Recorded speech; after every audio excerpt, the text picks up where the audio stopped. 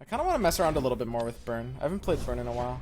I know I know there's probably not a deck you guys want to see less, but just bear with me. I think this can lead to something that looks pretty different. Discard aggro. Yeah, it could lead to something like discard aggro or a slower burn. It could definitely lead to something like Swain. Is very possible. Zed with Freljord. Is that Kinko? That's a blast from the past. Kinko is also a deck that gets better when burn gets nerfed. That's a pretty easy mulligan. Nothing fancy to do there. Just keep your power cards. Check. A lot of people like burn. It has a play rate for a reason. Yeah, but I feel like most burn players are just like... are not really proud, you know? It's sort of like My Little Pony. I guess that's kind of an old meme because that was like 5 years ago, at least. But the thing is, like... I mean, there's a lot of people that watch it, but nobody admits to it, you know what I'm saying? Yeah, I mean, you just have to get it in. Every time you have to get this in. It's like... you heard Conspirator, which is too important. He's gonna be racing you down, so your health total matters. If you don't attack there, his Omen Hawk will just be able to attack into you. That's no good either.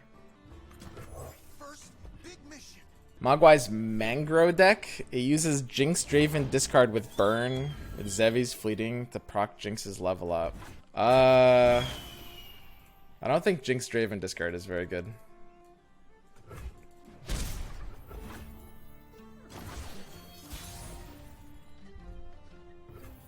God, he's got one card double buffed.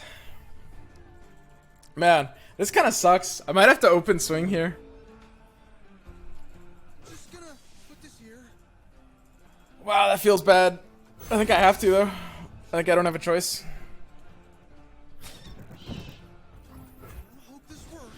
I mean, I've got a nice slow hand. We can do a lot with this hand. What is that pass? That's some weird cheeky pass where he doesn't expect me to pass back, or he has a weird hand. That deck has a lot of... it's not that weird of a hand, but it has a good amount of plays to make there. Since it has 1 health, especially like Conspirator is fine there as well. Bannerman with Tavern Keeper Splash.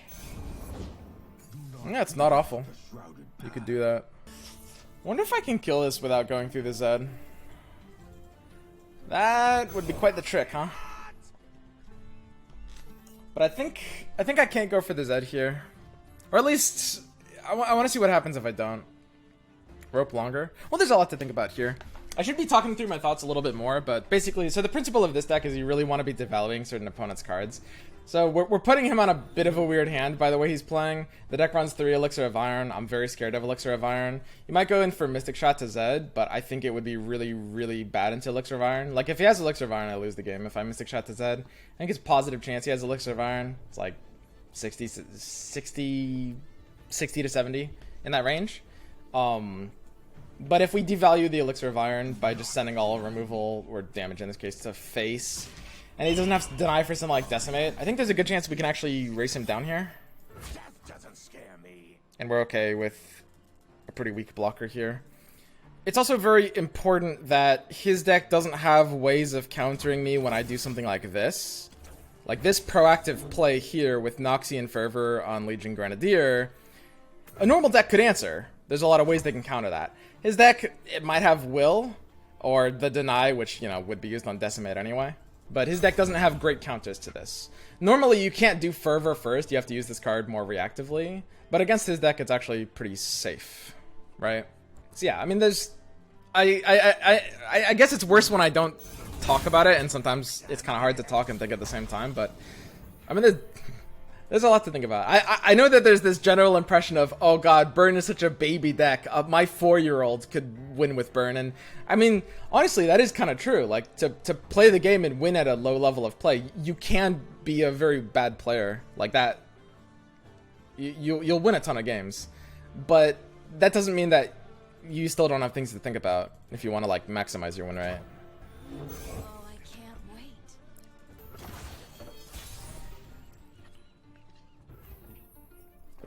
Burn is bad and easy. I mean, it's easy in plenty of ways. He could go in for Elixir. I think I get in some amount of damage if I swing here.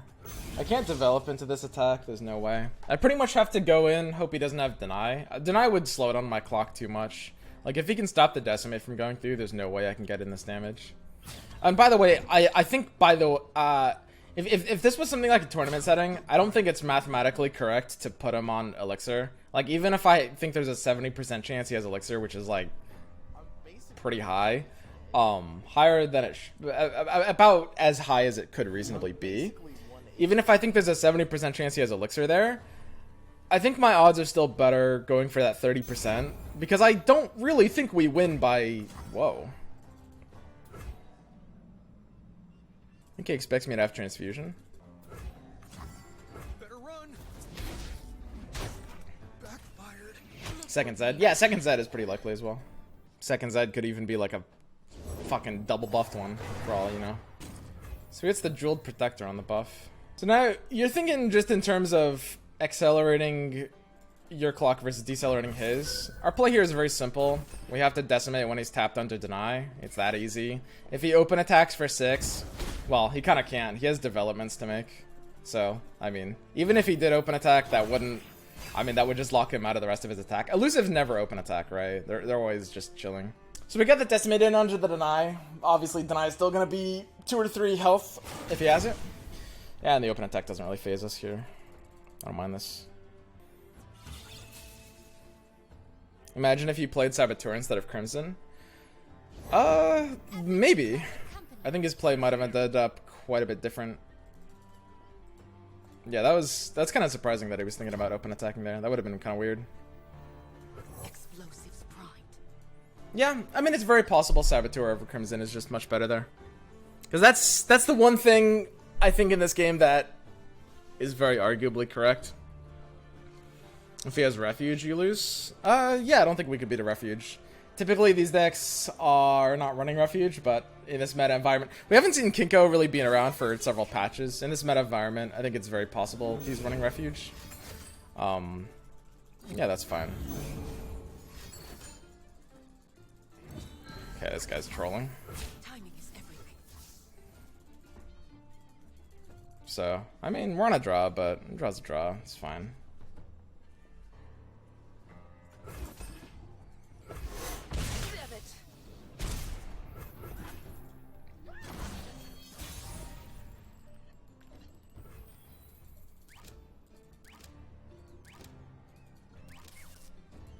Hello.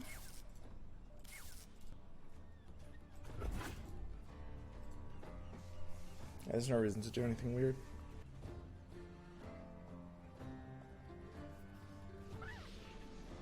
So I think there's a very good chance he's on Elixir of Iron. I don't know. So like, I mean, I don't know. I don't know what to do, because I know a lot of people who watch games like don't like roping, but there's so much to think about. Like even with the simplest decks. Like, okay, so you rewinds. It's the turn 3 pass burning mana. He's like cheeky. So the natural odds of being on Elixir of Iron at that point in the game are a bit under 60, but the fact that he passes there bumps it up like a whole 10% over 60, like 65 to maybe up to 70. If he has Elixir of Iron, we can't win if we hit his Zed. If we go in to try to kill his Zed, we lose, right? Whereas like we're doing math and we're thinking, okay, so what are the odds that like we go straight to face? And don't get me wrong, I mean, he did misplay by not using the shield on the elusive unit. Like that, the turn where he submitted the attack was kind of a little trolly. But I mean, we had to do those plays to win. The Crimson Disciple versus Saboteur was an interesting spot. That wasn't part of my reasoning. I'd like to pretend that was big brain, and it's like, we played Disciple instead of Saboteur because there's a chance that he has Spirit's Refuge and we need to kill our own card to stop the lifesteal, and Saboteur's 1 health is important for that, so we need to sacrifice the Disciple instead of the Saboteur. That wasn't intentional, and I don't think that would have been correct even if that was intentional at the time. I don't think the probability is worth that. I think that was a misplay. We were supposed to play Saboteur instead of Disciple. But I think the rest of our plays, if we did anything different there, we would have lost, right?